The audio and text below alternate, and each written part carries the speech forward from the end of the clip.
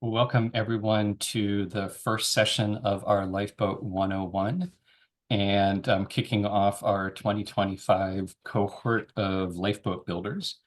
I'm very excited that you're here, and I'm very excited for the crew that we've got to start off the year with. It's been exciting. We just had a new person sign up yesterday, and Justin and I had a conversation with Jenna, and I didn't realize you two had old connections, so that's even doubly cool. And just excited to get started. And as is our custom, we usually start by grounding ourselves and literally bringing ground in, acknowledging the land that we are on. So I invite you all just to take a moment to be present where you are. Just get comfortable in the seat where you're sitting. You can close your eyes if that feels comfortable for you, or just a soft gaze, and become aware of your breath. Feel the air coming through your nostrils, into your lungs, your body expanding, and then with the exhale, that relaxation, the weight of gravity pulling your body, hugging you to the ground. Just one reminder of the reciprocity of all living things. Breathing in fresh oxygen that came from our green relatives. Releasing carbon dioxide that you no longer need, that becomes nourishment for them.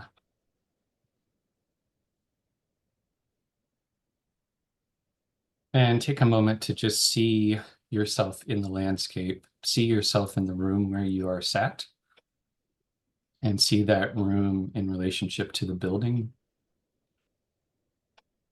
and how the building sits on the land. And just draw your attention, if you can, to the north of you. What relatives lie in that direction? What's the landscape like? And to the east.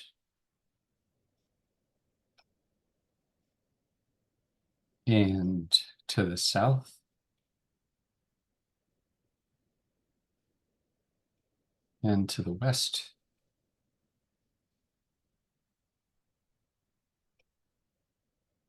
And then take one deep breath in, drawing from all the directions and all your connections. And as you exhale, just release anything that keeps you from being present with us today.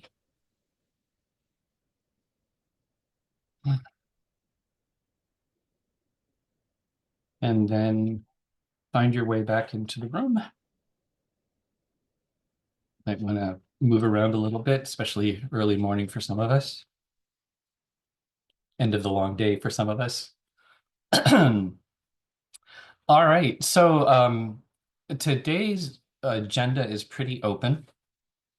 Basically, we are coming together to be able to take the time to share where we're coming from and to figure out where there are some connections and mutual benefits.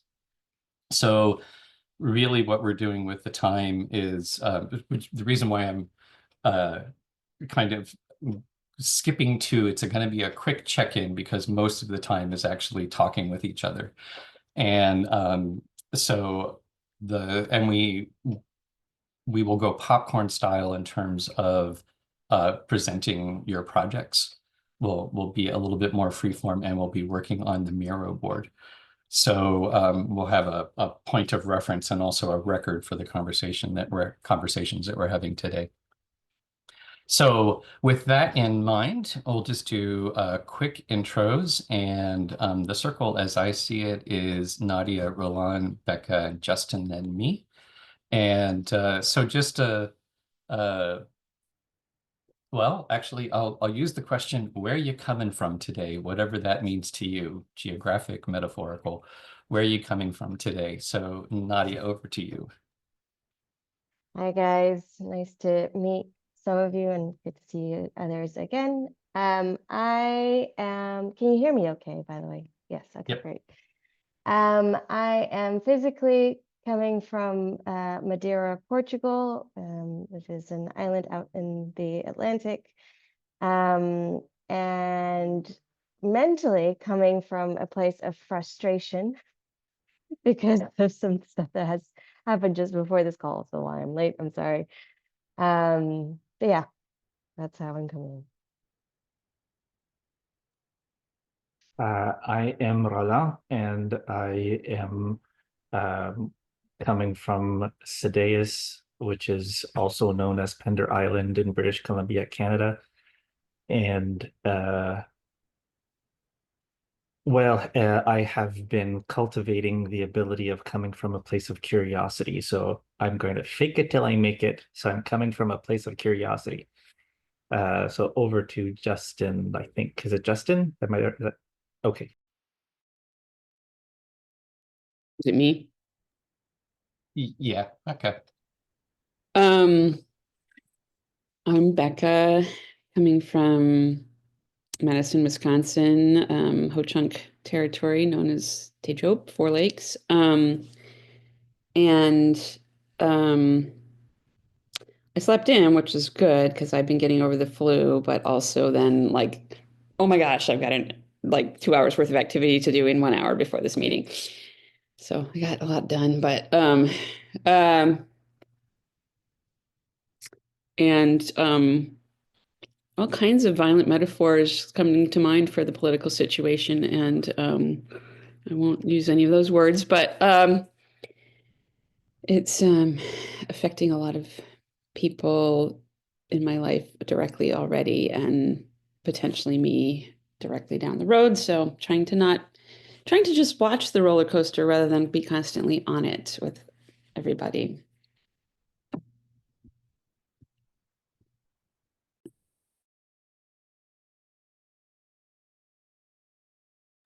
That's Justin. Yeah, I'm in Kamloops to Secwepemc, in Secwepemc territory, in interior British Columbia. I think I just woke up like 15 minutes ago, like 5 minutes before the call. And like, I know in the email it said you didn't have to make both, but I missed the design charrette. So I wanted to like soak up the Lifeboat atmosphere as much as I could. I'll probably go to both. Yeah, so I'm still like, I don't think I'm here yet, but it was nice to ground with the meditation and find myself here with you all and to take my first sip of coffee. So I'll pass to Ben. That's awesome. I am also coming from Sedaeus Pender Island in Wasanic territory, the arising people, which is I've find myself lucky to be here. It seems to have significance. And I am also coming from, we have actually April, who's part of all of this. One of her habits is she's a musician, a writer, and a songwriter and musician, among other things. And she often gets up early and does her creative work in the hypnagogic state, which is in that, twilighty zone. I am definitely in the hypnagogic state, and but also excited. So I'm go with the energy you got, and yeah, so let's get into it. The first thing I'll do is I will share the link to the Miro board, and for those of you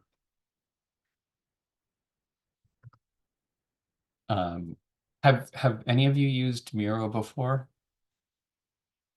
Okay, so and Justin, you can follow along. And one of the things I always say about using the Miro board is I try to set it up in such a way that if you aren't comfortable with that technology, it doesn't limit your participation. That you can basically you can do everything verbally.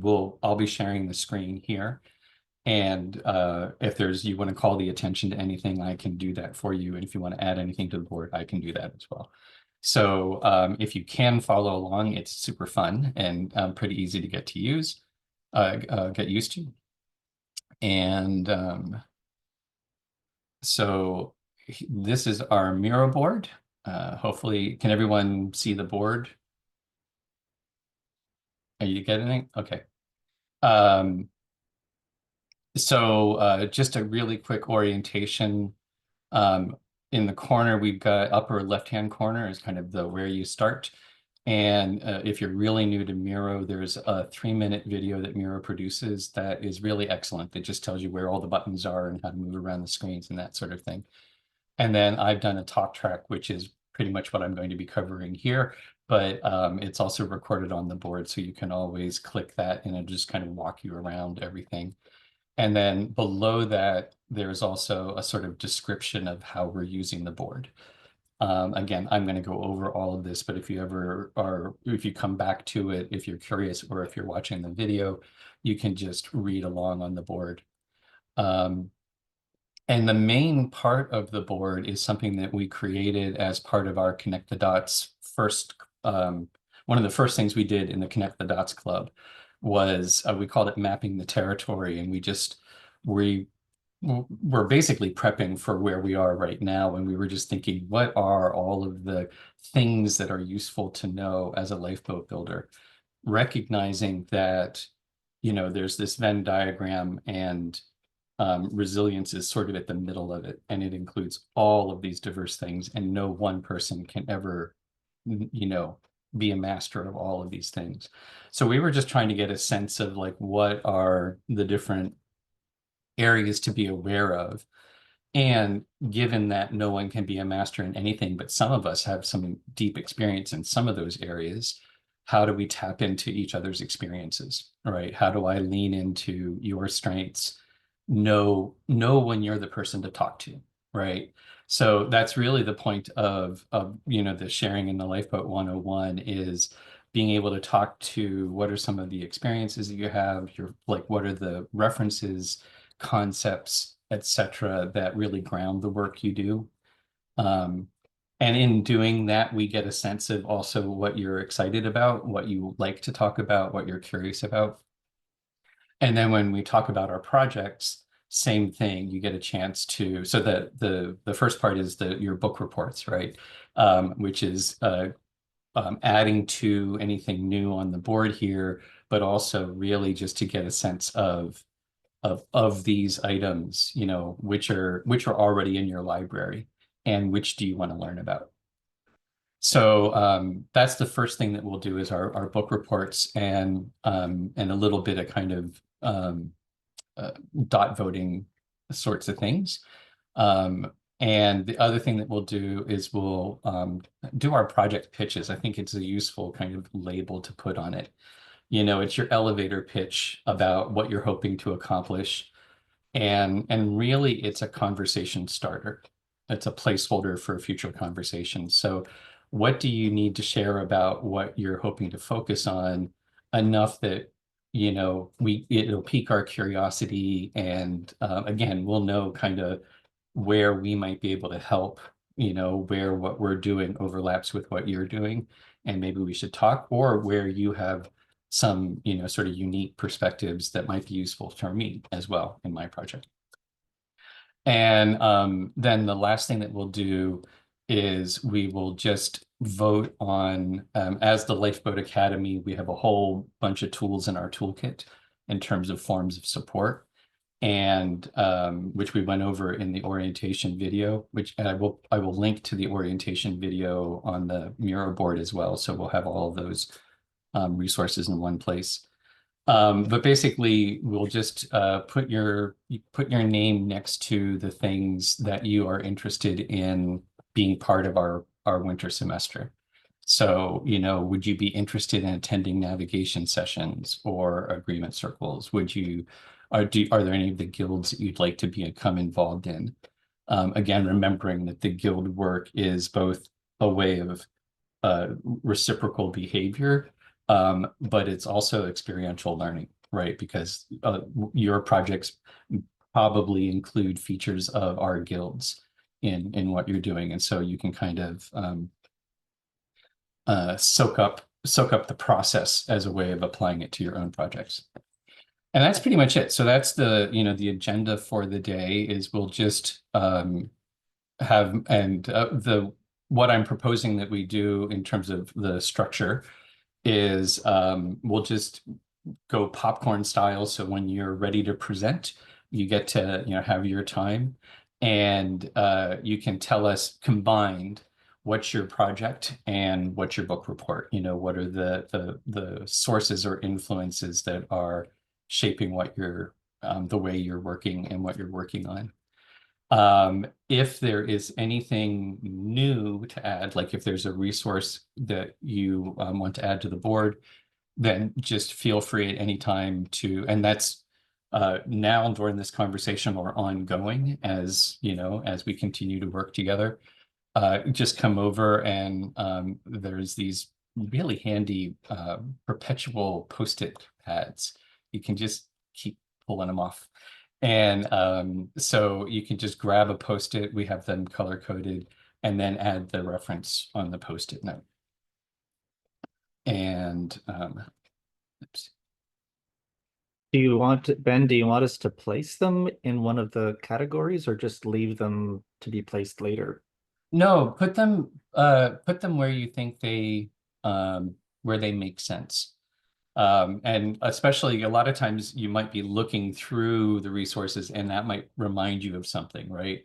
So, plunk it in where it's close. Again, we're trying to vaguely map out the conceptual territory that we're on, right? So putting similar ideas with similar ideas, knowing it's really a three-dimensional model, but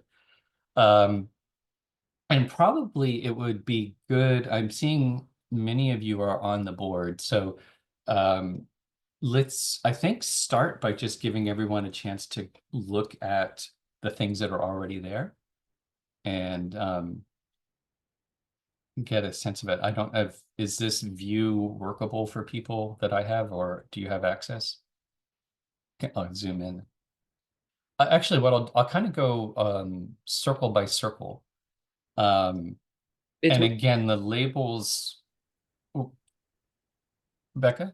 It's way too small, but I have opened it in my own other screen, so if I need to, I can. Okay.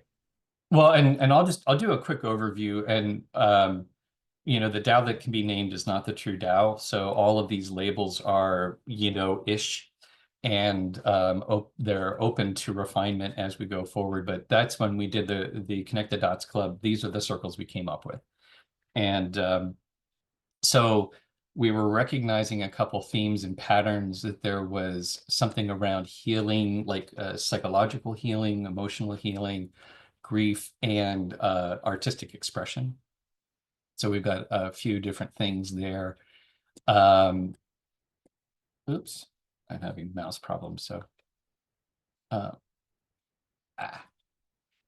there was also this spiritual aspect, whatever that means to you. The thing that is larger than us, the larger context. And there's a lot of work in that area, I think, as a way of navigating the craziness of the situation we're in right now. There are a whole class of things around governance, systems thinking, systems living, figuring out ways of actually working not in a linear analytical way.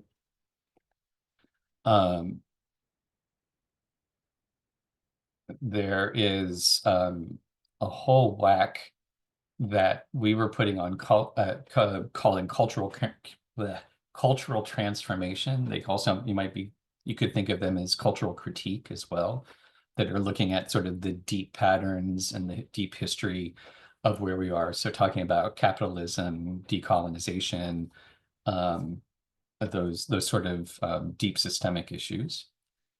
And there are a few that we put as about the metacrisis.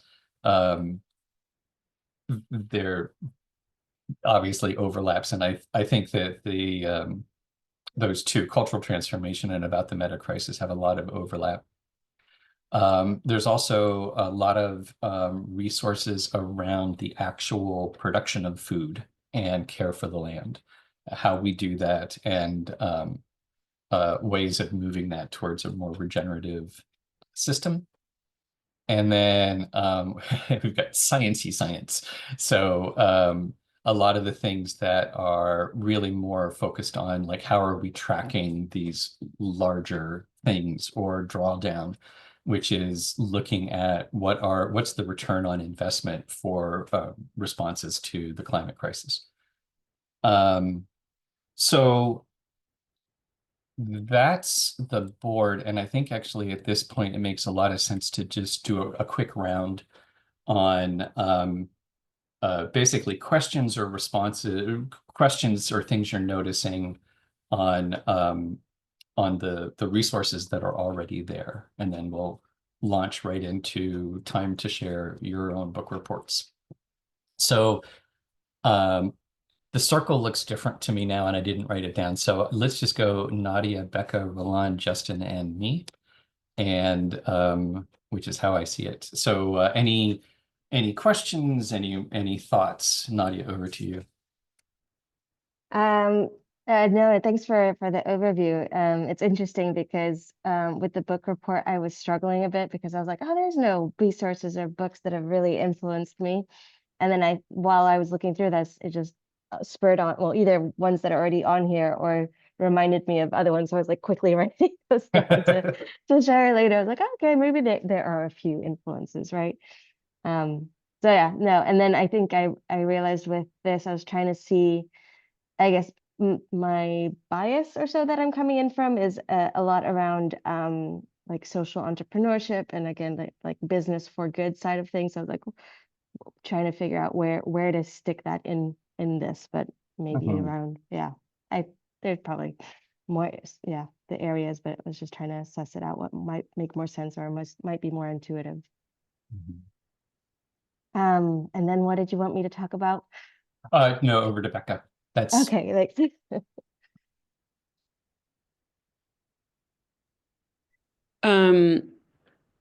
yeah, this is great. I see some resources that I mean, just what jumped out at me that I am interested in exploring, like Meg Wheatley's recent book, and anti-fragility, and I'm sure there's many others.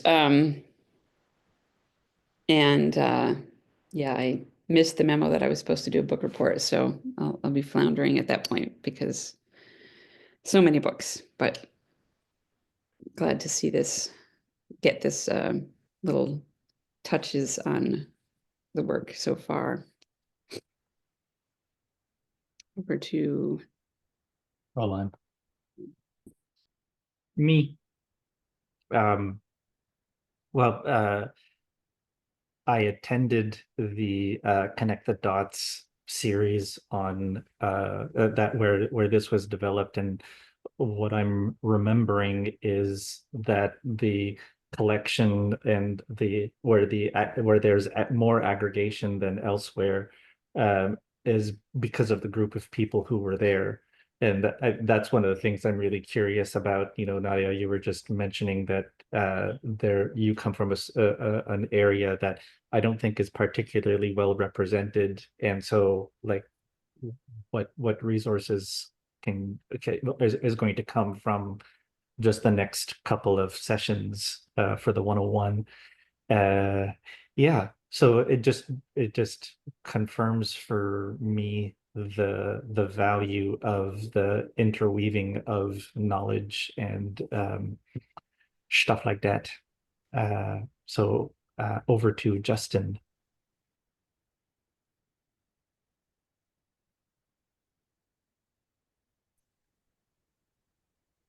Yeah, I think I messed up the circle by turning off my phone, my screen, but I'm doing it on my phone. So like I was trying to go to the link and look at the Miro board while on my phone.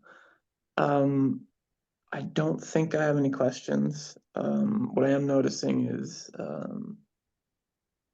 don't know, a lot of excitement to get started. So I'm anxious to begin. But like the one simple thing I did notice was none of the books I had written down were on there yet. So and it was very hard to like narrow it down to 3 to 5.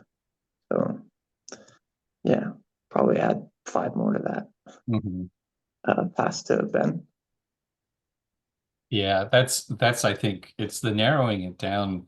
And anyhow, I think that I I think this will, it's like Roland was saying, I just imagine this in sort of 3D with these, you know, like a neural network with these clusters where you know, it's about being able to sort of tap into those little clusters when you need them. Because I think that, oh, and Nadia, I wanted to point out, because we've done this exercise many times in different ways, and, you know, always thinking about the Venn diagram of it. And so part of the thing, and it's like Roland was saying, it's interesting, it didn't show up when we did Connect the Dots Club the last time, because we have a whole thing about transition economics, right? And, you know, really, and Becca is on our finance and legal circle, and, you know, we've been pounding our head against numbers and bylaws and, you know, the practicalities of you know, the finances of it. So anyhow, I think it's all to say that this is meant to be kind of a living library, right? You know, we add resources, and when we add people, we add resources, and even with the same people, we add resources as we start to develop things. Well, cool. So I think we're ready to get into our sharing time. Becca, yeah? When you say tag something, I've experimented with that. I don't know if I'm doing what you. I think you're doing it right. So yeah, on the mechanics, if you click on the object, you'll get the menu that comes up at the pop-up menu. And the tag is the one that looks like this little price tag thing. Can you see that? But did I, so under. You did it right, yeah. Yep. And that's just for us so that we can then sort on the things that we tagged or something, or? Well, it's the one of the things that we're hoping is that we do deep dives, and that we identify today, Friday, that there will be areas that people are curious about learning more, and areas that people feel like this is a resource that I'm familiar with. So if it's a resource that you're familiar with, you put your name on it as a tag, and then we'll dot vote for the ones that we are curious about. And so it's basically, we can have sort of mini book clubs. Okay, so how do we untag it? Because I was tagging ones that I wanted to learn more about. Oh, okay. All you need to do is go into the tag again, and then there. Got it. That's it. Tag it off. Okay. And while we're at it, because you can be voting as well. So in the upper right-hand corner, just like there are the Post-it notes, the infinite Post-it notes, there are infinite dots. The colors don't mean anything as far, just pick a color you like. Take a dot and, take a dot and put it on a Post-it. Okay. And then that indicates that you are interested. All right, I think so. Now I think we're ready to get into our presentation time. Again, low pressure. There's no stress here. This is the only point of this is we're getting a feel for each other and where we're coming from. And so the idea with the book report is it's not meant to be formal, and I think talking about your project and the book report at the same time makes sense, right? You know, why, because of the project, why are these things interesting, or why did that, you know, shape what you're working on? And the 3 to 5 is because I know for myself and for a lot of us, it's really easy to go, you know, to connect the dots. And so to get from, you know, a couple books to a dozen books doesn't take much. So just it's a way of saying brevity is the heart of wit, you know. So try to stay focused, and I'm not going to be counting how many references you mention, but we're really just trying to get a sense of, where are you coming from? What's your background? What are you excited about? So is that clear in terms of like presentations? A little bit, what basically your elevator pitch for your project that you're going to be focused on. And if you don't have one right now, that's also good. You can say what are the ideas you're moving towards, or the ideas that you're kicking around. So a little pitch on what you're working on, and then what are some of the major influences, 3 to 5, could be concepts, authors, books, basically, what is it that's shaping your thinking about where you're at? And so any questions about presentations, or are we good to do? Seeing no questions, who would like to go first? Any brave souls? I think I'll go first. So I'm one of those people, if I'm thinking too hard about what I'm gonna say, like a bit of social angst, I won't be able to listen well. So I'll just go like get it out of the way so I can actually listen. Uh, yeah. So I was just trying to think of the best way to do it, and I like have been putting pressure on myself, and like a little bit self-conscious or insecure about my project idea. So I don't know if it like qualifies or something. And I'm trying to articulate it well. And I spend a lot of time about how to tell others about what me and my family are up to. So yeah, I think it is nice to be able to go through the resources and then attach them to the project. So the first book that I can think of that would be like the pinnacle, might be the oldest one actually, is the continuum concept. Don't know if anyone's heard of it, but it's by Jean Liedloff, and I've heard her been called like an accidental anthropologist. How much time do I have for this? I don't want to like go over here, Well, streamline it. I would say there's 5 of us, 5 minutes. Okay. Yeah, continuum concept, Jean Liedloff. She's called a accidental anthropologist. She like met some Europeans. She is, I think, American. She was in Europe. She met some Europeans. They were going on a diamond hunt or something in the Amazon, and she just like on a whim went, and then winded up stumbling across a Amazonian tribe and just stayed with them for like years. And then she started to notice the difference in the culture, difference in the people, and connected that to the way the children were being raised. So a developmental context. And then just started to like flesh out the differences between European child raising and the indigenous Amazon child raising, and what that did to the personality and what that did to the culture. Second book is like the continuum concept on steroids, is what I call it. It's newer, it's like same human development, but like very scientific, very multidisciplinary, and it like just a grand synthesis of like a lot of different works, and that's by Darsha Narvaez, and she wrote a book called Neurobiology and the Development of Human Morality. The title's a mouthful, but that's another one that like really solidified that development matters, and the developmental context you have in your culture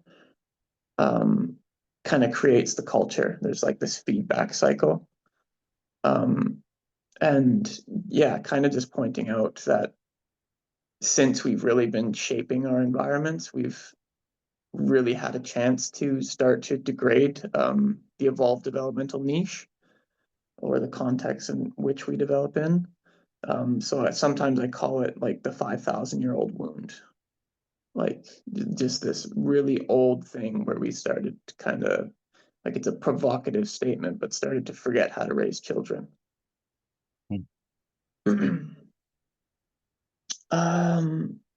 Next book.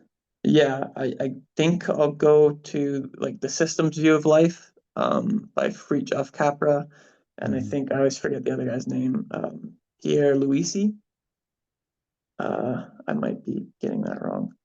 But yeah, it's like a textbook style book, also like multidisciplinary and a synthesis. And that book, it doesn't like state it implicitly, but it kind of like starts making me think about system science and how the whole is more than the sum of its parts. And I can't think about like that even with like the permaculture stuff. I always go to the social side of things, and that I want to, I guess, make sure humans are healthy in order to be in right relationship. So yeah, it just made me think there's something about the small band social unit that we came from that is a whole that's more than the sum of its parts. And system science kind of got me thinking and focusing on the relationship or the pattern of organization that makes these emergent properties, that makes a system living, is like how it connects. So like, what are the issues in how human beings are connecting that are impeding these wholes to emerge, and like the emergent properties that they would carry that would nourish or in like a downward causation nourish the parts, which are the individuals. Yeah, and then I wondered like a couple books that would like hit on how human beings could connect is like Our Polyvagal World was one, like polyvagal theory, like thinking about co-regulation, and Sex at Dawn. It's like a study of the ancient origins of sexuality, and yeah, just got me questioning like the consequences of our nuclear arrangements and like monogamy and things like that. How does that affect our pattern of organization in the group? And then I think, yeah, then I get into like the more practical stuff on like the Sacred Gardener is another book by Stephen Martin. And he has a school in Golden Lake, Ontario, and that's kind of where I come at the agricultural piece from. And he, yeah, he just like looks at the origins of agriculture, and he himself like ran off into the woods and like foraged before he was a gardener. So like he brings like a lot of wisdom. Yeah, so I guess I'll wrap it up and just say, I think I have a driver statement. I wrote it down in a fit yesterday when it came to me. I said to reform the small band social unit in service of the evolved developmental niche or the ancestral context that brings about species typical development, ultimately so that humans can regain right relationship and align themselves with the way of the cosmos. Yeah, basically, my partner and I, we just had our first child, and we're kind of trying to create a developmental context that would be good for our daughter, Ophelia, and ourselves to live within. And so we're kind of nomadic 3 seasons, and we're traveling around like it's a school or an ecoversity trying to learn. So like coming across the Lifeboat Academy has been pretty amazing. Yeah, and then we're just I guess, looking for deep social connections. So, a social experiment first. That's me. Thank you for listening. That's awesome. Thank you so much. And I am having to sit on my hands because I want to talk next, but I won't. Who would like to go next? Quick, because before I start talking. I can go next. So the name of the project is the Pharmastery, and it is something that I'm not developing alone, and it is sort of coming out of the Lifeboat Academy proper, and is actually sort of the the seed for the Pharmastery is the seed for the Lifeboat Academy, and they're, in my mind, they're closely interrelated. And the Pharmastery for me is where the Lifeboat Academy can continue to exist, because it would be the Pharmastery that would bring in the resources to make it sustainable so that we can continue to offer this as a community service. And my take on the Pharmastery is based in the idea of the metacrisis. And I'm going to put in the chat the definition that I've been working with when I'm talking about the metacrisis versus the polycrisis. So and now I have to try to think in English. La rose des vents, which is in English the compass. The compass that the Lifeboat Academy has is what the Pharmastery is being built on. So, and I felt a lot of fellow feeling with what Justin was saying, because it's acknowledging all the parts and pieces that make up any living being. And I think of the Pharmastery as another living being, and that we are sort of not just imbricated, but fractally we are a living being. So my book report is drawing on about 30 years of exploration. So some of them are quite early on in my curiosity, and some of them are very recent. The earliest one is Secrets of the Soil, which is kind of a crazy book. It was really early, looking at all sorts of different forms of alternative agriculture, and I think this is relatively early in the whole conceptualization of organic farming. So since I've read the book, I have found other instances that have occurred in the world that have more of a have been followed scientifically, while the book sort of deals with a lot of pseudoscience, and at the same time that's where I feel anthropology is really important. Ethnography is really important in redeveloping, rediscovering our connection with the land and with everything. Humanity has had, anyway. I'm doing this a bit on the fly. I've got my books, but I'm doing this a little bit on the fly, so I'm going to try to be focused.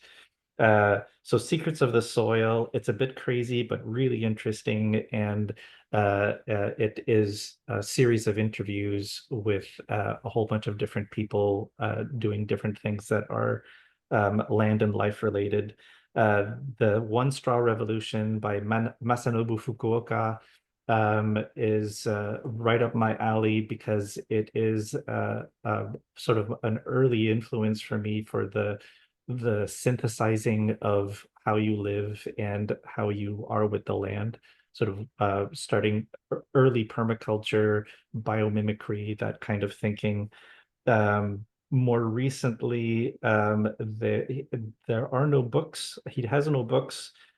He is a YouTuber by, I think, more by force than by choice. Pascal Pout is a market gardener in the south of France who has sort of been exploring what the interaction of human and edible plants is, and has by this exploration has developed plant types, common garden vegetables that are very drought resistant. And I like him in part because he's a little bit like me.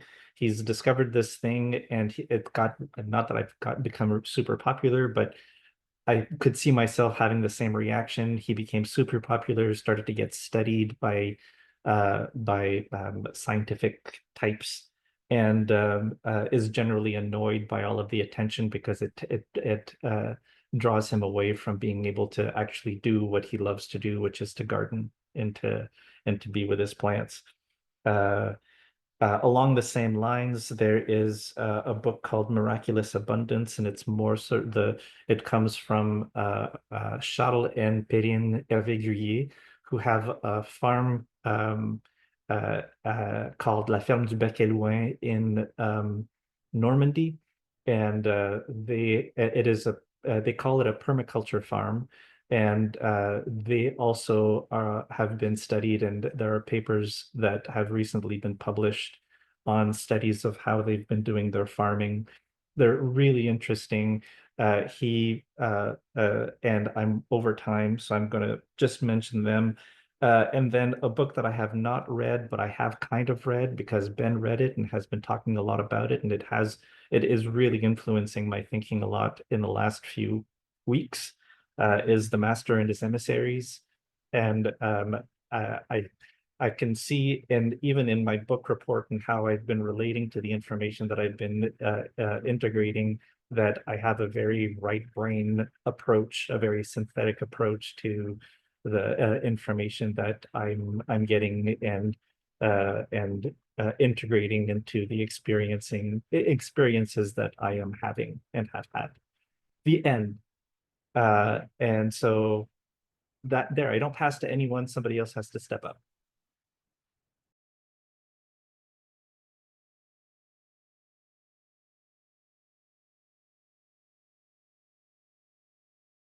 And before somebody else does step up, I'm just going to let you know, I'm going to have to step out at some point because my chickens don't understand meeting times and they need to be fed and let out. So if I disappear for a little while, it's just because I've gone to take care of the chickens. And if it's supposed to be my turn, just skip over me. Awesome. So we can rock, paper, scissors between Nadia and Becca. Becca, do you have any inclination of wanting to go next? I could if you don't want to, but I feel like I always go first in other things, so please do. so I have a couple different projects. I have many different projects in my life, but I recently moved to co-housing with my husband and am chairing the process team here. And there's a lot bubbling up about like community building, consensus process, even though this community has been around for 18 years now, 17 years. And we're new. I'm kind of in a position to help with that. And people are responding to the constitutional crisis, the polycrisis, like how do we deepen our trust in each other here, given what's happening. And I'm also have been working for since 2018 on a novel, a speculative fiction novel about a woman who suspects that time is speeding up and goes on a scientific and spiritual quest to try to save herself and her family and the world. And I've been doing this deep dive into time and our relationship to time, and how the false urgency that we get caught up in interacts with all these other things, and ways of slowing ourselves down. And in the novel, my protagonist is like on this quest about like, is the physics of time actually changing, or is it just culture? And I don't think it ultimately matters, because culture is so powerful. And I actually, on some level that I don't admit to anybody else, like actually think that our cultural approach to time could be changing time itself, to the extent that time itself is a real thing, which is questionable. And I have been invited to lead in circle practice format an experiential 2-hour thing about how we can slow ourselves down, and or at least be more aware of our relationship to time. And I have things that I've learned in the process of writing this novel that I think could be practically applicable. And so I'm eager to use that circle and this group to actually try to pull those out of the novel and myself, and say, let's practice this, and have more people to practice. I mean, some of the things I already have people that I'm practicing with. So sorry, I was listening and I was also running around looking at books titles. My books that I have come up with in the last little window while I was listening to you all, which, by the way, I'm super excited and impressed by. I mean, I know about Roland's project already, but Justin, yours sounds fabulous and fascinating, and I'm excited at how geeky and practical, like the combination of geeky practical, this group is. So books, Fred H. Previck, Previc, The Dopaminergic Mind in Human Evolution and History. I think dopamine and serotonins are a key way that our attitudes towards time and our biology get linked. And this guy has this kind of sweeping view of how actually epigenetically we've changed in the last couple 100,000 years. And it kind of maybe fits with what you're talking about, Justin. The Sabbath World, Glimpses of a Different Order of Time by Judith Shulevitz. Shulevitz.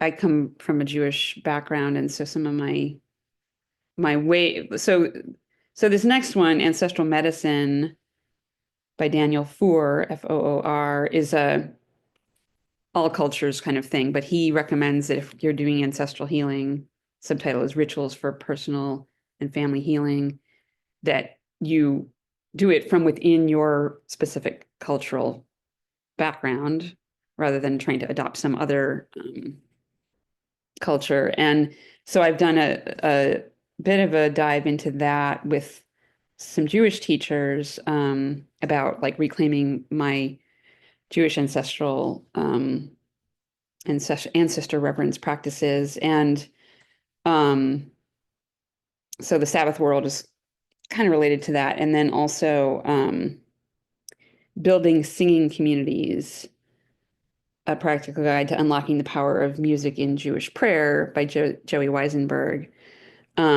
which I don't know how applicable the Sabbath World and that one would be to people who aren't from Jewish heritage, but I think there are aspects that are, I mean, Sabbath is more widely shared than Judaism, and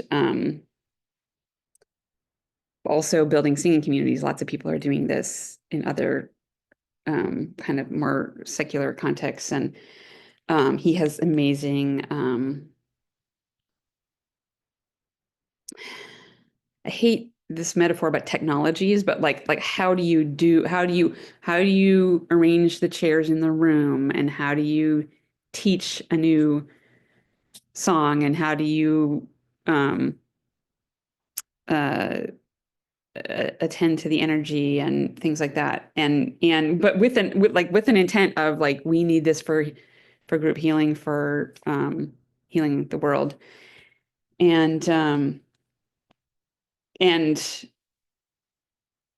singing is not something that came easily to me. Like, it was a big struggle, and I grew up believing that I couldn't do it. And I'm now 57 and have managed to like learn that I can, and learn how to do it, and partly through a lot of somatic healing. And could come up with a book about that, but it's such an experiential process that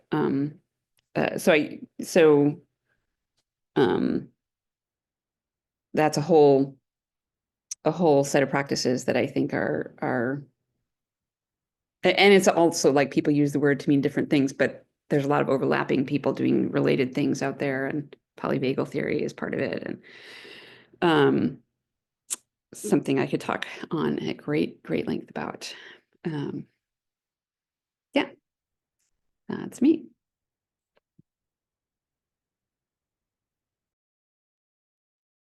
Thanks, Becca, also for going first or before me. No, it's really inspiring to hear you guys.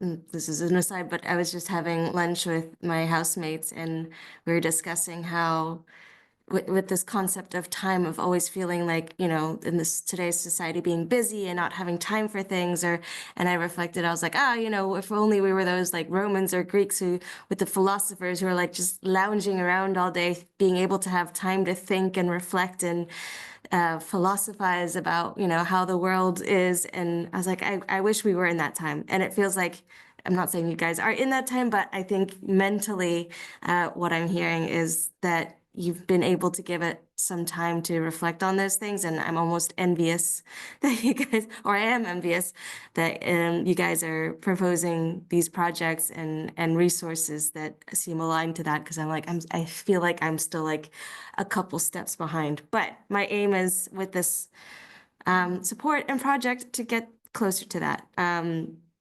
But with that, so I feel like I'm coming from a little bit more of a conventional capitalistic angle or background, perhaps. Maybe not background. I'm sure everyone has had variety of backgrounds, but it's yeah, this is from, so in terms of book reports and project, or yeah, I'd say it started about 15 years ago, where I came across the concept of social entrepreneurship while I was working with a nonprofit in South Africa. And at that point, my mind was very much, or my raising is very much of like, anything impact focused is a hobby or a volunteer thing. Then there's work on the side, which you have to dedicate your career to, and do the business and do the engineering and do the finance. And those worlds can't collide. And so when I discovered social entrepreneurship 15 years ago, I was like, oh, they can collide, and this is great. And actually, my philosophy is that the whole world should be socially enterprising. And by that, I mean, like, not in a capitalistic way, but finding ways to sustain yourself doing good, right? And so how can business or other organizational work be sustainable and be doing good at the same time? So yeah, I became a bit of not a martyr, but like a champion for that. And I think that's where a lot of my beliefs now sit in. And so one of the early books I read was called The Blue Sweater by Jacqueline Novogratz. And it was, again, those type of insights that we need to be moving away from a like us and them type of mindset of helping the poor or supporting those that need, the old like white colonialism type of stuff. And how do you instead empower people to be sustainable themselves and help them thrive and succeed in setting up things and initiatives that they're passionate about, that are positive for the world. So that was one, blue sweater. And then, but then so I started working a lot with different social enterprises or setting up my own social enterprises. And then a challenge that came to me was also on how organizations are structured, right? So kind of like the top-down mentality just wasn't working for me. And that was also one of the reasons I'd left the corporate world, because I was like, this doesn't work for me. So looking into resources like reinventing organizations and teal principles and sociocracy and everything that came with that, was then kind of being able to use those resources to almost use as so my teams and the companies I was setting up were then my like guinea pigs where I was trying this out on. But that heavily influenced also in terms of like, yeah, how do you empower, not just people within your team or your company, but also within communities, and let them be the best version of themselves, which then led me to, I'm getting to my project. So right now my project is trying to empower communities to leverage business for good. So how to set up impactful, sustainable projects, whether they're social enterprising in some kind of way, and help them feel empowered to be able to do that by themselves and not rely on whether it's traditional, the 9-to-5 jobs just to have some kind of income, or donation based, but something sustainable that's in between or as a separate. And so I took things like the systems practice course from Acumen to, because I had these plans, because basically I moved to Madeira 3 years ago, and I was like, okay, I'm going to do this here, and we're going to introduce social entrepreneurship, and everyone's going to want to do it, and we're going to have all these great solutions here on the island, and like it just didn't happen. So then the taking more of a systems approach is like, what are the different influences, and like what are the blockers, and what are all those already the things in place that need to be worked with and around to enable change to happen, and how do we help support that system to move in that direction, or to nudge it at least, and what can I do myself? So anyway, I have a bunch of other resources that I put down, but ultimately I think kind of going off the fly of my cuff here. So based also on what you guys were saying and some of the concepts you brought up, I think there's also an aspect of not trying to do too much. So I think this is something I've struggled with for like the last couple of years, maybe more, is that I'm constantly doing, right? And even like setting up businesses and doing things and trying to get people going. And it's been exhausting, and it doesn't usually work. So trying to slow down, concept of time. And again, like I was telling Ben, I was like, my motto for this year is slow and flow.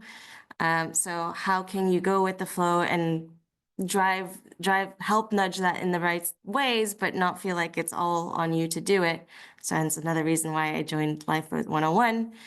And so I'd say my last resource would be, I read, what was the full title? Essentialism, The Disciplined Pursuit of Less, by Greg McKeown. I can put that on the Miro, but with the synopsis being like, if it's not a hell yes, then it's a no, right? So be true to yourself and your passions, and don't try to change the whole world by yourself. Oh, right. And then my project, which I kind of alluded to a little bit, but it's working with communities that are typically in more remote locations to help try and build up social entrepreneurial or social enterprising ecosystems. So empowering them through different stakeholders that way, and programs.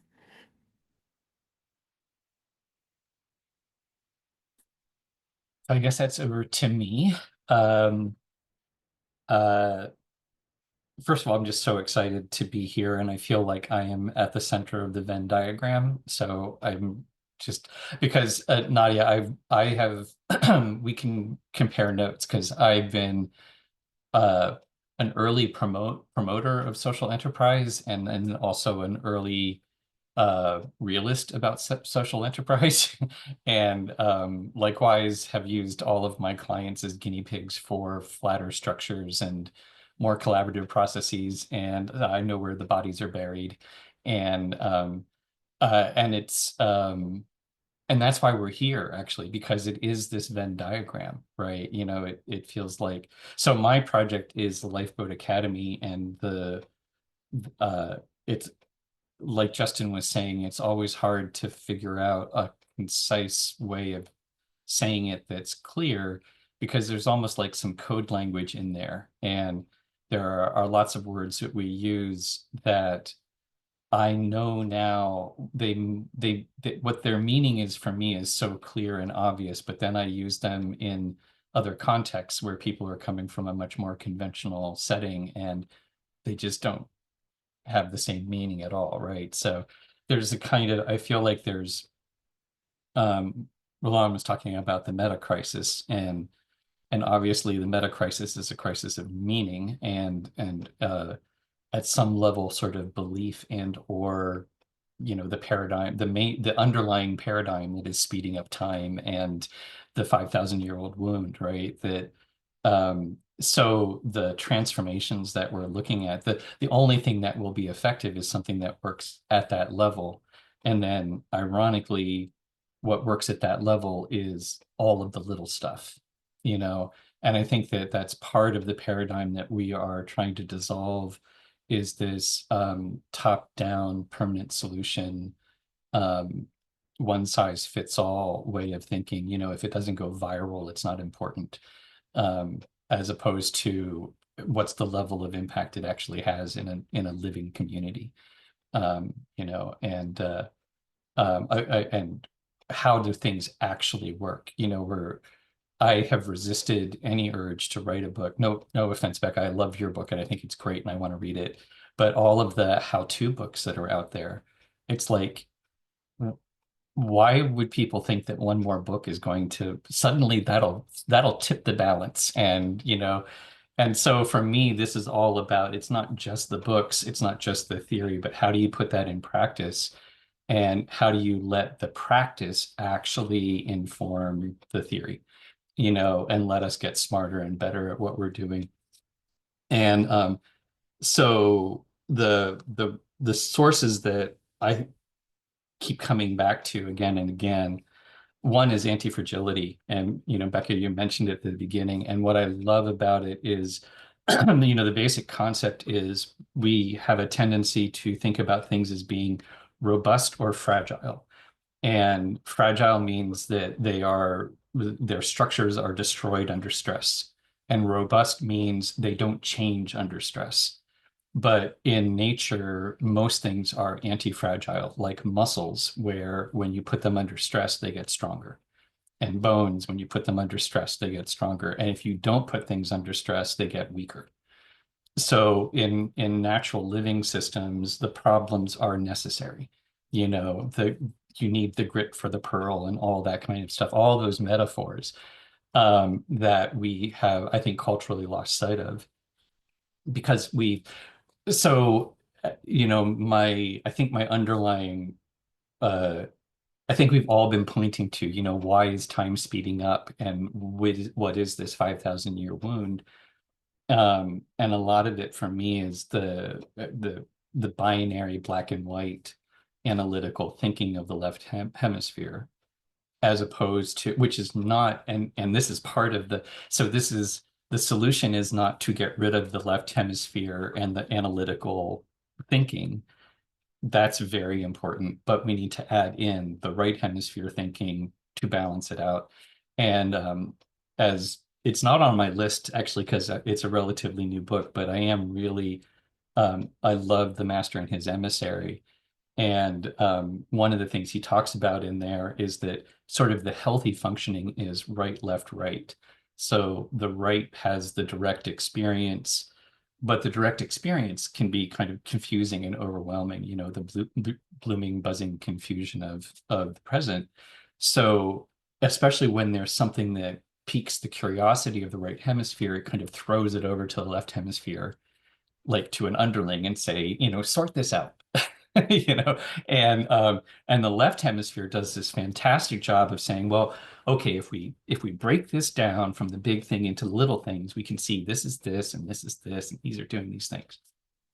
And then hand it back to the right hemisphere that can then step back and put all those little bits back together, and it comes away smarter than it started. So, you know, the right hemisphere is ultimately learning how to engage holistically with experience. The problem is that, according to Ian McGilchrist, the problem is that the left hemisphere, it likes the binary, and so it makes everything good and bad. So its response is, well, I'm the good side, and the right hemisphere is the bad side, and so it has a tendency to not to have a bias, and it's just in what you were saying, culturally over time, that bias starts to get encoded into our cultural institutions. And so we start to think education is about basically punishing the right hemisphere and only supporting the left hemisphere. And that sets up a wounding, because, you know, it's a violently conditioned response. So one of the things Ian McGilchrist talks about is the left hemisphere isn't bigger where it's bigger. It's actually the right hemisphere is smaller because the left hemisphere inhibits its ability to grow. So if there wasn't an inhibition effect on the right hemisphere would be the same size. So it isn't like the left hemisphere like pumped iron and got bigger. So anyhow, that whole way of thinking, but it includes the bringing me back to the anti-fragility. It is the back and forth, the right, left, right, right, left, right, that is actually that's what we need. It's not right or left. And so that's, you know, thinking more in terms of processes and feedback loops, and how do you, and, you know, and likewise, the idea of like weightlifting, you don't just go to the gym once and lift the heavy weight and then you're done. You know, you lift a weight that is slightly beyond your ability, and, you know, and then you rest, you know. And so how do we incorporate all of these living metaphors into how we work with each other? And partly that involves a lot of unlearning, you know, getting rid of the things that are so ingrained. And that's where so one of the other references, it's more the concept than any one particular source, but Wetiko, um, uh, that's, I think, I like the metaphor of Wetiko, which is, I can't remember which nation it comes from, but it's Algonquin, I think. It's an allegory about how, and it's really interesting because it starts in a harsh winter. Some people break the taboo and they engage in cannibalism. And once they engage in cannibalism, it takes them over and they become Wetiko. And with a Wetiko, every time it eats, it grows. And so it can never satisfy its hunger, because as soon as it grows, it needs more. And then it eats more and it grows bigger, and it eats more and it grows bigger. And it's insatiable. And Roland and I were talking about this the other day. This is a pre-contact concept, right? This is not bad Europeans versus good indigenous folk. This is indigenous folk saying there's this thing that is possible. You know, we have to beware of this monster that can come and destroy our village. And so I think that concept is, you know, like that's what we're fighting, is that sort of insatiable part. And so we have to unlearn a whole wackadoo, because we've all been conditioned to think that's normal, like that's human nature. And so anyhow, that's the other things. That's Pima Chodron is a big influence, and in terms of kind of that practice of inviting the trouble, and, you know, welcoming trouble as an honored teacher, and, you know, rather than rejecting, about not pushing anything away and sort of sitting with it. But also not reacting, not pushing it away, not clinging to it, you know, not being tight around things. And then the other two are Eleanor Ostrom and Sociocracy. And Eleanor Ostrom, because again, she's looking at practice. She's looking at communities that have been able to maintain commons over generations. And there are predictable patterns in there, and they involve techniques, you know, and and they are highly localized, highly idiosyncratic. So there are principles, but the principles, and this is like nature, I think this is biomimicry for me, is that there are sort of deep patterns that you can see repeating, but the particulars are always unique. And the local instance is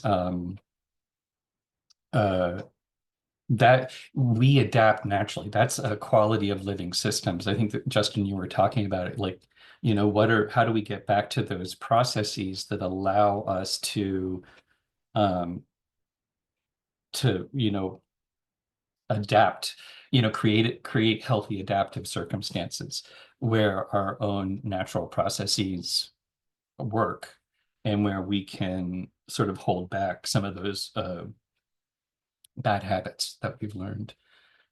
So yeah, I think those are my influences, uh, and I think the good news, a couple of my mottos are simple is not the same as easy, and complex is not the same as difficult. You know, like the the world is complex, and we've made a mess of it. You know, that's our current circumstance.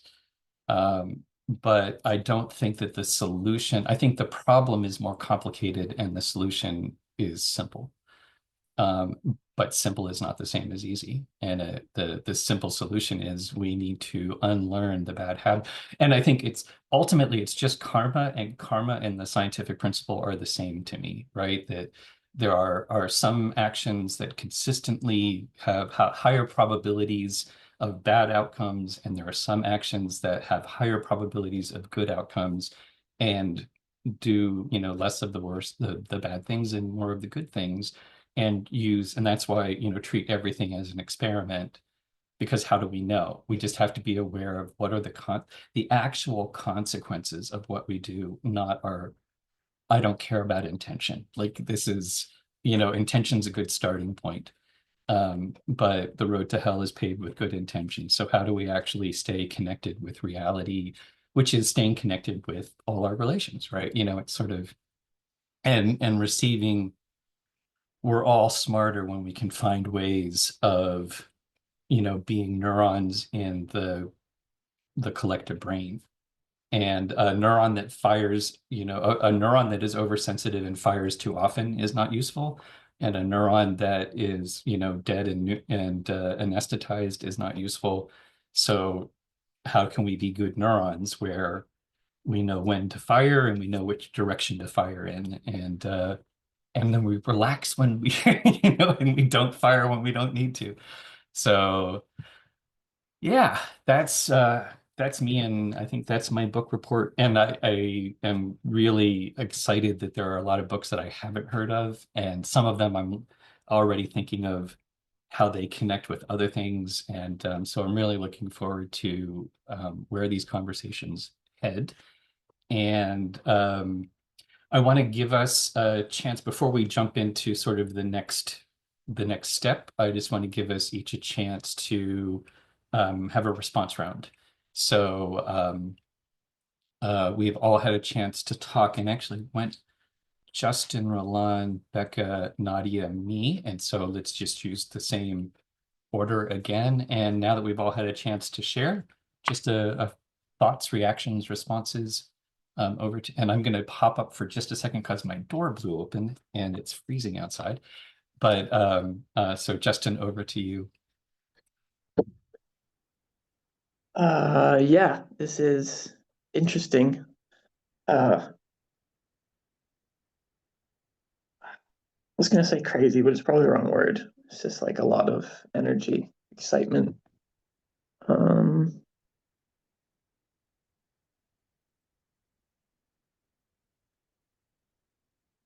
Yeah, I don't know. Like I said before we started sharing, like I would have liked to go first because the gears were grinding, so I went and it worked. Everything slowed down. And as I started listening to everyone, they like started going again. And then it's like just the thoughts flying off, and then it's hard to like stay with the train of thoughts.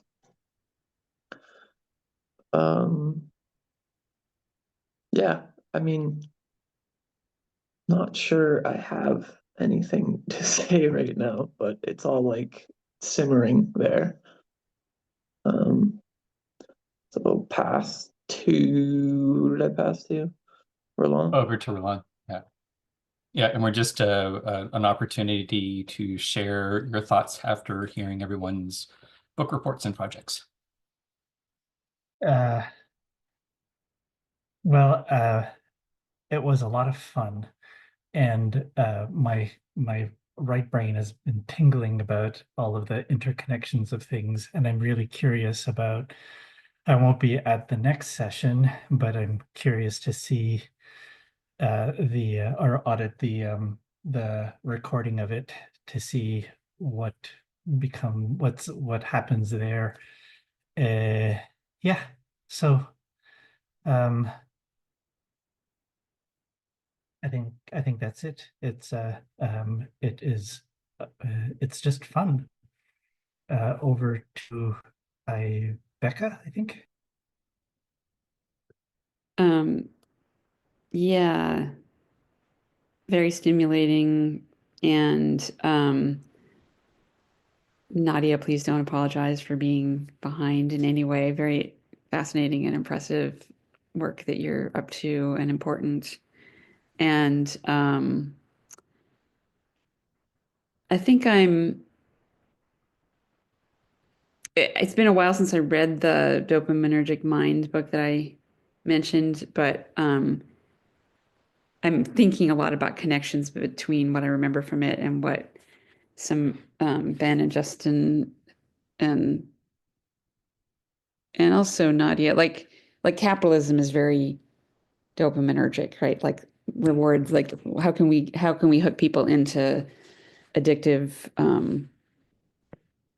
reward patterns and stuff? And what I don't remember, well, like if he had much in the way of hopefulness about how we crawl our way out of that increasing thing. And so I think I'm left with this question of like, yeah, there's all these insights about how we got here, and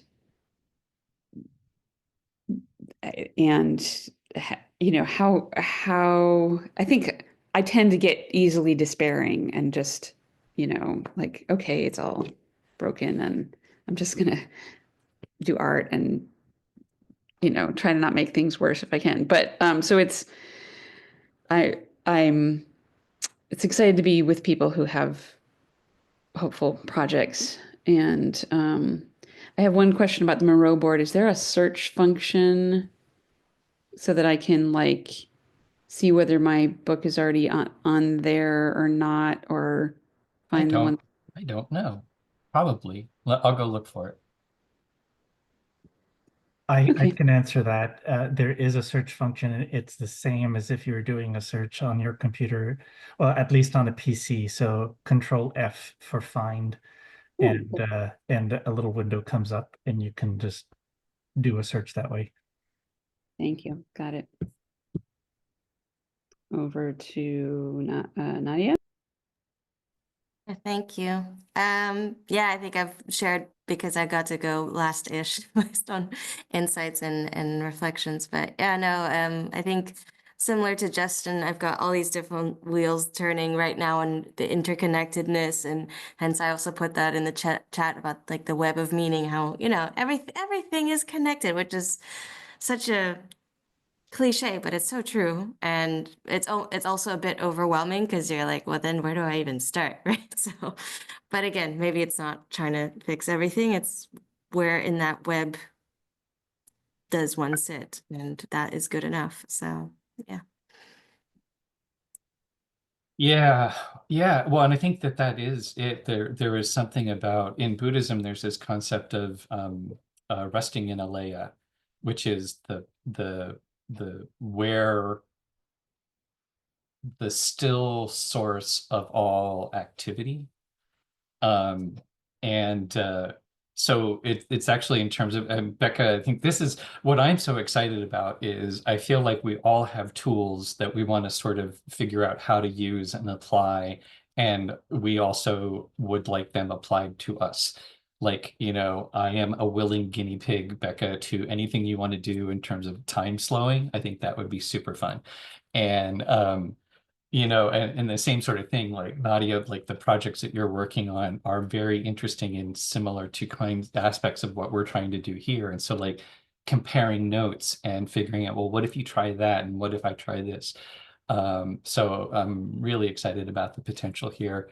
And there is this like, Pima Chodron also talks about Shenpa to good, right? Because we're all, so Shenpa is kind of getting hooked. And it's really easy when, like Becca, you're talking about it's easy to kind of get drawn into despair. And it's basically a self-perpetuating feedback loop that happens in your brain. You know, you tell yourself a sad story, and then that makes you feel sad. And then you think about your sadness and you tell yourself another sad story. And, you know, kind of it holds you in that space. It gets you hooked. And so, you know, basically what Pima talks about, it's like having a case of scabies, and the Shenpa is the urge to itch, and or is the, you know, the urge to scratch, but you know that just makes it worse. So a lot of what we're talking about in terms of the unlearning is just resisting to scratch. You know, it's like pausing. And you can be Shenpa to good as well as Shenpa to bad. So I'm more familiar with, I spend more energy on trying to avoid the negative loop, but you can also quickly get yourself to overwhelmed by like the potential. And I do that a lot too. So all that's my way of saying is hold the excitement and take a deep breath, you know, and we don't have to do anything else today with it. You know, we can just plant the seeds and then see where they go. But we do have one more sort of practical thing to do, which doesn't have to be done in this meeting, and but you can start working on it now. As people were talking, I was trying to capture Post-it notes for the books that I didn't think were on the board. But I wasn't always able to capture the author because I was, you know, grabbing the Post-it and that sort of thing, and I may not have the title perfectly right, but you can look to see if I captured your the title, add the author, correct the title, and you can see what we've been doing generally is adding links for all the titles. Usually it links to either the book page or a Wikipedia article about it. So if you want to do that, that would be great so that other people can click on it and get a sense of what it is you're talking about. And the way to do that is just when you have it highlighted, you click on that little button right there. It looks like a link in a chain. And then you can add the link in. Do you have a policy about linking to Amazon? It's if it's a good description, we're not selling, you know. Usually I try to go to avoid an Amazon one if I can, but sometimes they are like a really good synopsis. Oh, and likewise, I started to put some of the project cards up. So I think I need to add Becca's and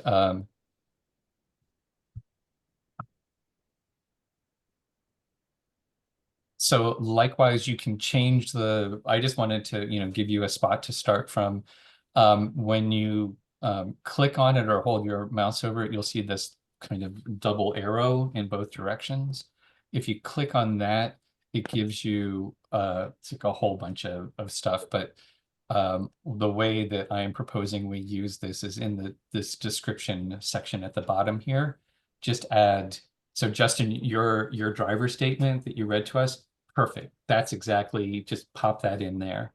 And for everyone else, you can do the same thing, just to It's like a placeholder for a conversation so that people can take a look at it and think, oh, I want to talk to them about that.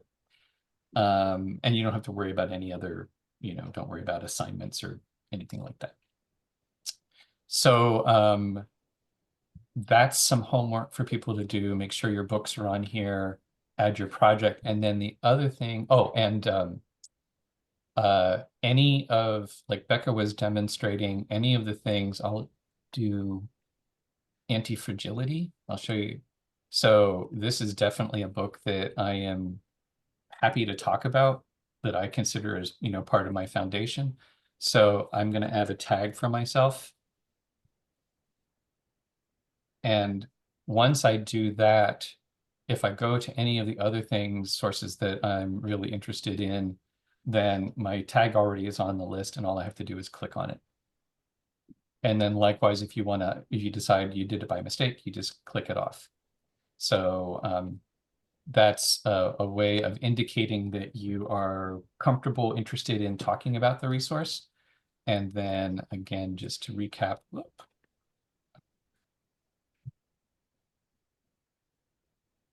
anything that you want to talk about that you are like curious to learn more about, put a dot. And oops, it's supposed to, there. Yeah, and then once you put the dot on the sticky note, it will stay on the sticky note, even if things get moved around. All right, so that's one more piece of homework. And then the last one is coming over here. If you are interested, if you would participate in any of these things, again, tag yourself. And it's the same, I think it's the same tag system. So once you've tagged a book or anything, you can come and tag yourself easily. And on the back of each card, there is a little description. So again, if you hit the little 2 arrows, then you'll get the description of what the resource is or what the support is. We also went over it in the orientation session. So I think that's it. Are there any questions? Where did you say the description is? If you click on the card, there's this little symbol that looks like a double-headed arrow, a black circle. When you click on it, the screen on the left pops up, and it's on that in that bottom corner. Okay. Oh, I said on the back, didn't I? So that's the lingo, because these are they're supposed to be like index cards, and so it's like in the olden days when you would just put a label on one side and the details on the other. So yeah. Any other questions? Not a question, but a comment. So this is recorded and it'll be going up on the Lifeboat Academy YouTube channel. Right. So, yes. And so that we can refer back to them whenever. Yes. And also to give everybody a reminder of our standard privacy policy around video. Partly it is, we follow the sociocracy principle of transparency, except where there is a reason for confidentiality. So we try to record and make the recordings available for people who just can't be here at this time. But if there's anything that if you have any concerns about that at all, or if there's any part of it that you don't want shared, let us know and we will edit that out or make sure that it's not posted in any way that is a problem for you. Including, we can also limit permissions settings on who can see the video. So if you're okay with the video being out, but only for Lifeboat builders, then we can make those arrangements. Becca? So just to be clear about tagging, a tag on a post-it means we know about this and could engage with someone with some expertise, like I've read the book already. Mm-hmm. But a tag on the resource section means this is something I want support around. For the support, for the what I'm showing right now. Yeah. Yeah, both of them mean the same thing, which is like I will take part in that. Right. So yeah, for the books it is I know about it and I'm interested in talking about it. Like I would, if somebody had questions about it, I would be interested in, answering those questions. And the same with this. It means that if there are agreement circles, I would be curious about, attending them. So, or, if there was going to be a webinar on sociocracy, I would go to that. So you're sort of putting your name next to it as something that you're interested in. It doesn't mean you're hosting it, but you would come. Thank Any you. other questions? All right. Well, we are always available for questions through email at friends@lifeboat.academy. And the next session is Friday at 2 Pacific time. And we will put this, I'm not hearing any objections, Becca. And likewise, you can also email us after the fact if you have any concerns about video. Becca? Is there a regular schedule yet for the an ongoing? No, that's the whole purpose of why you're indicating which of these things you're interested in, because we're not going to schedule it if there aren't people that want to do it. Right. So basically, you're voting for these things to happen, and you're indicating that it's worth scheduling. And then once we know what kinds of things people are interested in, then the next step will be, figuring out what a schedule is that works for them. So yeah, we didn't want to have to try to schedule things that people just weren't interested in having. But we're more than happy to offer all the, except I will say for the guilds are already meeting regularly. And when people express an interest in being part of a guild, the guild will consider moving that regular time. But all of the guilds except for farm, actually, the research guild doesn't have a regular time yet, and the farm guild doesn't have a regular time yet, but artwork, finance, and outreach do. I'll just say the Farm Guild is setting up a time that Right. we've been talking to Yeah. figure out a time. The poll is out. So if I'm understanding correctly, if on this page where we show interest is like voting for that to happen. Yes. Okay. Yeah. Likewise, putting the dots is also voting for a deep dive on that book to happen. So you're saying I'd love to have an opportunity to, and it could be even if it's a book that you've read, but you really want to kind of debrief it. Or if it's something that you haven't read, but you're very curious about and you want to learn more. So any interest in having a deeper dive, put a dot on that resource. And, the other thing too, I want to say is we're a small group, and intentionally a small group so that we can be flexible about things. So it could be like, for example, if you're having a hard time putting dots on this book or that book, but you actually say, I think there's a whole bunch of neurobiology here. Could we just do a deep dive on neurobiology, what we all read, and compare notes? We're a small enough group where we want that kind of initiative. And so, feel free to make proposals, offer up some ideas. Cool. Any other questions? I love the questions. This is great.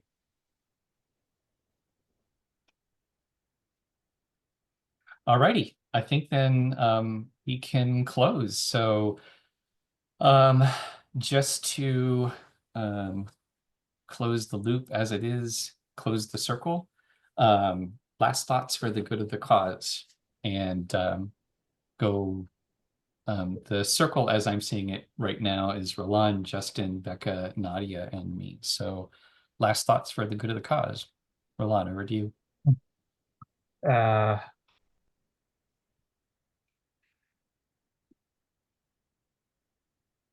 I think I'm wow, ordering my thoughts right now is really challenging for some reason. What are my final thoughts? There's something in there about this is how taking the crisis out of the meta, you know, that all of the different interests and perspectives, and sometimes I've been hearing in one individual there are different perspectives and sources, resources, bringing them together and understanding them as a whole system is taking the crisis out of the meta, I think. So, oh, and I've forgotten who's after me. Justin. Justin.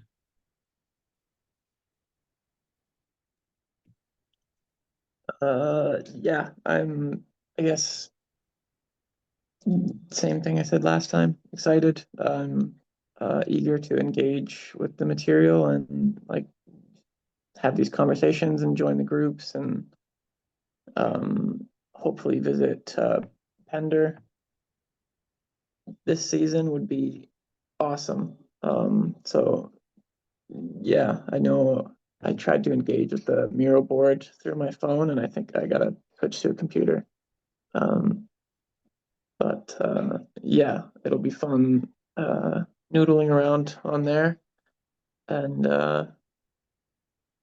yeah, it's just been really good to meet you all and get to know you better. And yeah, like I said, I just look forward to more interactions. And I also forgot, but I'm guessing it's Becca. Nadia. How old is your little one, Justin? She's 3 months, almost 4 months. So exciting. Yeah.